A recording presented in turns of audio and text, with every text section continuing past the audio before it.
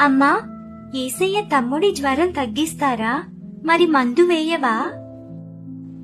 మందులు మాత్రలు వేసుకోకపోతే వ్యాధి ఎలా తగ్గుతుంది?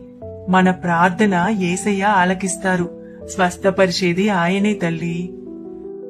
అదేంటమ్మా, నువ్వు చెప్పేది నాకు అర్థం కావడం లేదు. దేవుడు స్వస్థపరిస్తే ఇంకా మందులు దేనికి? దీంట్లో అర్థం కాకపోవడానికి ఏముంది తల్లి? వ్యాధిని తగ్గించడానికి మందులు, డాక్టర్లు, వ్యాధిని మాత్రం తొలగించేది దేవుడు. కొన్నిసార్లు డాక్టర్లు కూడా ఏమీ చేయలేక చేతులెత్తేస్తారు. కాని మన యేసయ్య చనిపోయిన వారిని సహితం తిరిగి బ్రతికించగల శక్తిమంతుడు. ఇప్పుడు అర్థమైందమ్మా.